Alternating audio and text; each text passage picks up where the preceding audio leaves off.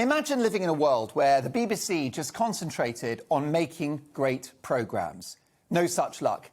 The Beeb bureaucrats are at it again. The Mail Online are reporting that a BBC training workshop tells managers to keep their blood sugar levels up because tiredness could lead them to dropping their guard and racially profiling job candidates. What? Run that by me again. What's going on? Do Mars bars stop racism now? Well, here's hoping.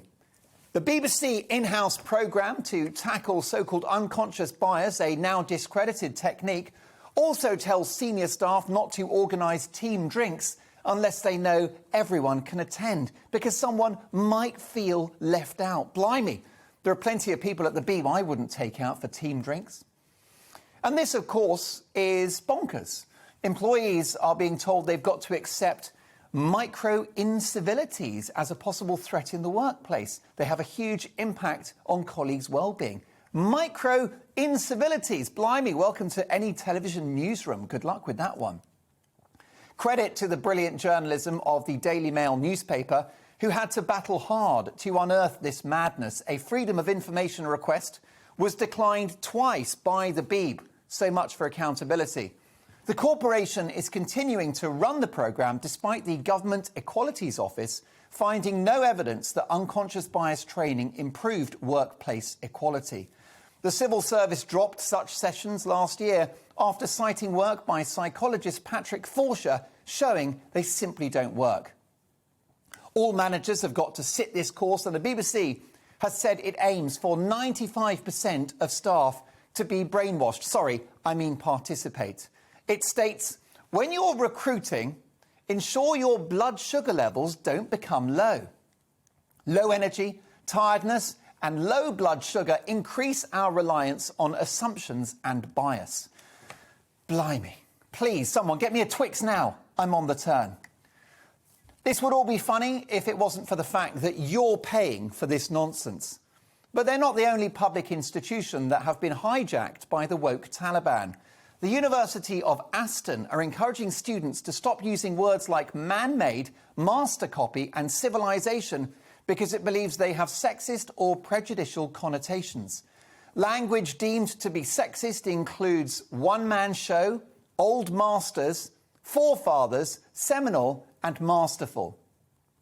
How can a university, theoretically a haven for words and ideas, perform a totalitarian land grab of our language? Being told which words to say and not say is an abusive dynamic which is playing now across our society. People are afraid to speak, afraid to think. How can that happen in a supposedly free society? Policing language like this is dystopian and makes George Orwell's 1984 look like a light-hearted rom-com.